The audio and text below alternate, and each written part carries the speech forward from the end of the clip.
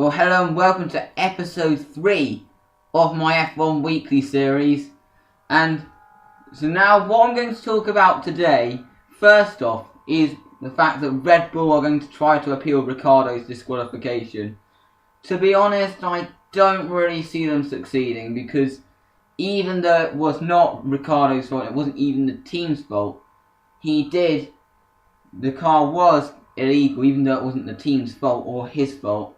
It was using an illegal fuel flow limit, and also the FIA warned them during the race that it was over the top, and they didn't listen because they thought that their system was the reliable one when the FIA's one wasn't, and then Red Bull have just totally paid the price for it.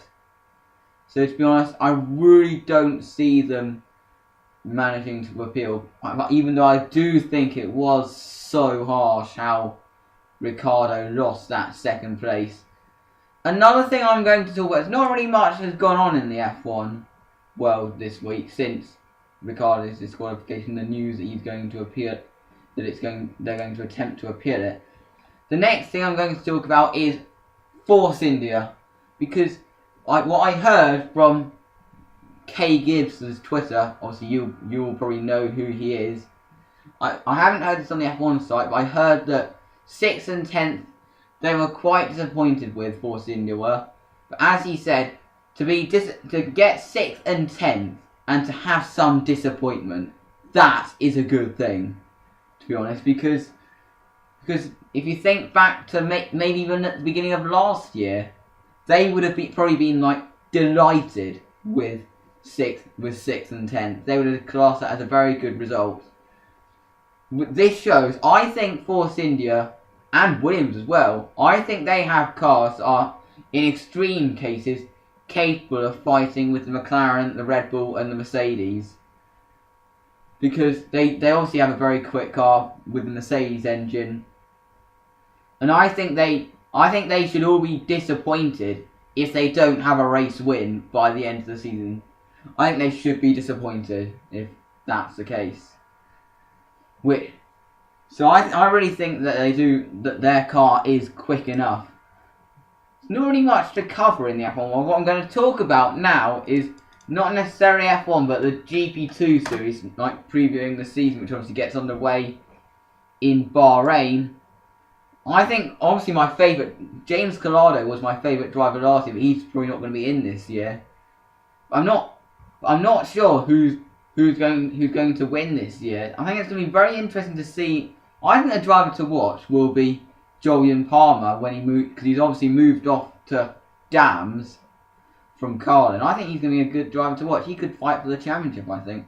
Another driver I'll be keeping an eye on is Stoffel Van Dorn, because I watched him when he was in FSR, because I watched all the live broadcasts of FSR. Obviously, if you don't know what FSR is, it's a sim racing series. And Stoffel Van Dorn actually did used to race in that. And it's going to be good to be able to see him race, but this time in a real series.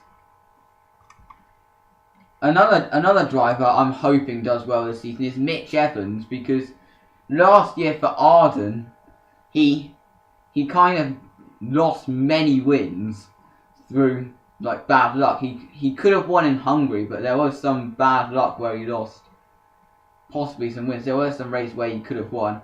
Also I'm hoping he does well. In fact, I'm hoping Russian Time do well in general, considering the winter that they've had with the passing of their team boss. I think it was obviously it must have been a very hard time for the team. So I am hoping they have a good season. Then maybe Igor Mazepin will be able to watch from above and see maybe his team win the championship, maybe. So anyway, that's pretty much all in terms of the F1 world. Not really much has gone on. Next week there will probably be stuff going on, because I'll be probably talking about what happened in the Malaysian Grand Prix. I'm actually going to talk about the Malaysian Grand Prix for a bit. I think it's going to be very interesting. I think we're going to see quite a bit more mechanical failures than we did in Australia. Maybe a bit of a weird prediction, but I think we will, because Malaysia, if it's not going to rain, it's going to be really hot.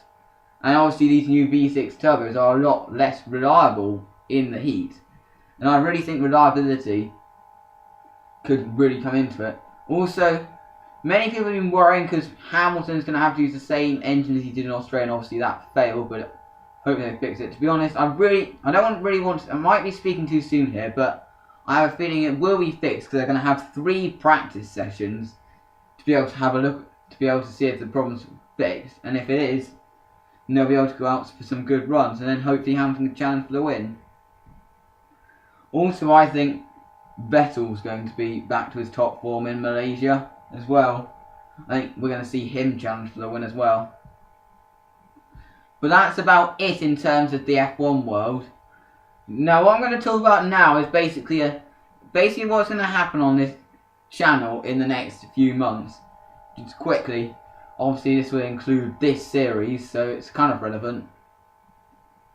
Basically, apart from league highlights, in around May, June time, not sure, probably around half term time, I'm going to take a break from YouTube, apart from my league highlights, which won't be very common because I'm only going to be in one, because I'm now only in one league for the duration of my exam period, which is Formula Xbox, which, in case you don't know, obviously I've mentioned this already on my channel, I am still in a Force India for Season 4, alongside Elusive Kev, and I'm looking forward to this season.